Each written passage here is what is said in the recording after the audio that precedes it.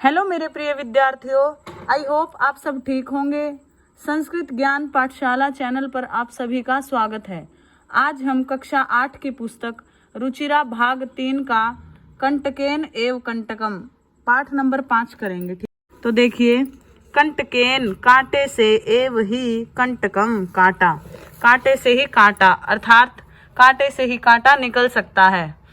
इसका कहने का अर्थ है, समझाने का अर्थ है कि जो व्यक्ति हमारे साथ जैसा व्यवहार करे, हमें उसके साथ वैसा ही व्यवहार करना चाहिए। ठीक है, तो लेसन शुरू करते हैं। देखिए, आसीत कश्चित चंचलो नाम व्याध है। आसीत था कश्चित कोई, चंचलो नाम व्याध चंचल नाम का एक शिकारी। पक्षी मृग आदि नाम पशु और पक्षियों को ग्रहण करके या फिर पकड़कर सह वह सवियाम अपनी जीविका निर्वाहयति सम, जीविका का निर्वहन करता था, वह अपनी जीविका चलाता था। पशु और पक्षियों को पकड़कर वह अपनी जीविका चलाता था। एक बार सह वह वने वन में जालम विस्तीर्य, जाल फैलाकर गृहम आगतवान घर आ गया। अन्यस्मिन् दिवसे दूसरे दिन प्रातः काले सुबह यदा जब चंचल है चंचल वनम गतवान वन में गया, तदा तब सह दृष्टवान उसने देखा, यत की तेन विस्तारिते उस विस्तारित जाले जाल में दुर्भाग्यात दुर्भाग्य से एक है व्याघ्र बद्ध है आसीत, एक बाघ बंधा हुआ था। सो अचिंत्यत इसलिए उसने सोचा, व्याघ्र है माम खादिष्यति, व्याघ्र जो बाघ है, माम खादिष्यति मुझे खा जाएगा। अतएव पलायनम करणीयम इसलिए पलायन करना चाहिए। तो देखिए यहाँ से इसकी हिंदी। एक बार वह वन में जाल फैलाकर घर आ गया। अगले दिन अन्यस्मिन दिने सुबह जब वह चंचल वन में गया, तदा तब उसने दृष्टवान देखा, यत की उसके द्वारा फैलाए गए जाल में दुर्भाग्य से एक बाघ फंस गया था। इसलिए उसने सोचा, बाघ मुझे खा जाएगा। अतएव पलायनम करणीयम इसलिए भाग जाना चाहिए। व्याघ्र अन्यवेदत बाघ ने बोला, भो मानव हे मानव, कल्याणम भवतु ते तुम्हारा कल्याण हो। यदि त्वम माम मोचिष्यसि यदि तुम मुझे मोचिष्यसि अर्थात छुड़वा दोगे, तरही तो अहम त्वाम मैं तुम्हें न हनिष्यामि तुम्हें हानि नहीं पहुंचाऊंगा। तदा तब सह वह व्याध है वह शिकारी व्याघ्रम बाघ को जालात बही निरसार्यत, तब उस बाघ ने क्या किया, जाल से बाहर छोड़ दिया। किसको? बाघ को जाल से छुड़ा दिया। व्याघ्र बाघ क्लांत है आसीत, जब बाघ को छोड़ा गया, बाघ को बाहर निकाला गया, तो बाघ क्या था? क्लांत है आसीत, थका हुआ था। ठीक है, व्याघ्र है क्लांत है आसीत, जब बाघ को बाहर निकाला गया तब बाघ कैसा था? बाघ क्लांत है अर्थात थका हुआ आसीत था।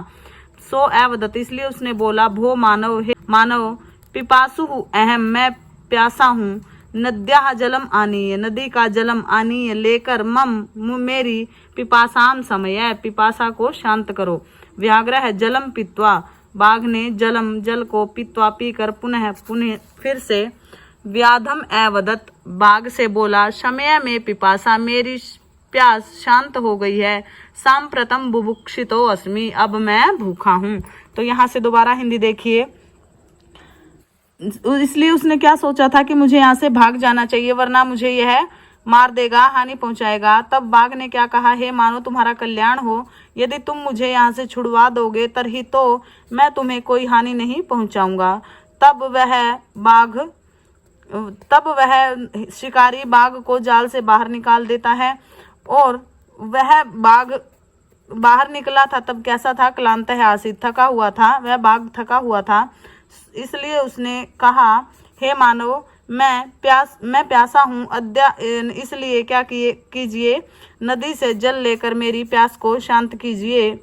व्याघ्र जलम पीतवा बाघ जल पीकर पुनः व्याधम फिर वह बाघ ने क्या किया? जल पीकर कहा, मेरी प्यास शांत हो गई है, अब मैं भूखा हूँ। आगे देखिए, इदानीम अब अहम मैं त्वाम खादिष्यामि तुम्हें खाऊंगा। चंचल है उक्तवान चंचल ने कहा, अहम मैंने तवत कृते तुम्हारे लिए धर्मम आचरितवान धर्म का आचरण किया, मैंने तुम्हारे लिए धर्म का आचरण किया। तव्या मिथ्या भणितम तव्या तुम्हारे द्वारा मिथ्या झूठ भणितम कहा गया। तो माम खाती तुम इच्छा से, तुम मुझे खाने की इच्छा कर रहे हो। तो क्या है कि जब उसने कहा कि मैं भूखा, जब उसने कहा कि मैं प्यासा हूँ, तो बाघ शिकारी ने उसको जल पिला दिया और उसकी प्यास शांत हो गई।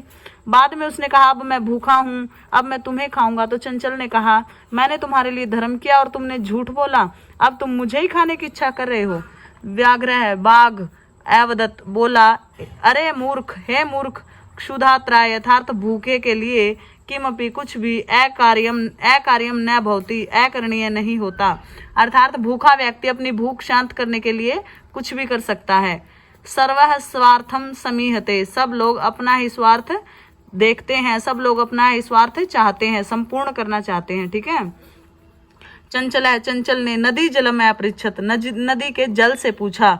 नदी जलम एवदत्त, नदी जल ने बोला, एवं एव भवति, ऐसा ही होता है। जना लोग मई, मेरे अंदर, स्नानम कुर्वन्ति, स्नान करते हैं, वस्त्राणि प्रक्षालयन्ति, वस्त्र धोते हैं, तथा च और मल मूत्र आदिकम विसृज्य, मल और मूत्र छोड़कर, निवर्तन्ते, और मुझे कैसे कर देते हैं, मल युक्त कर देते हैं।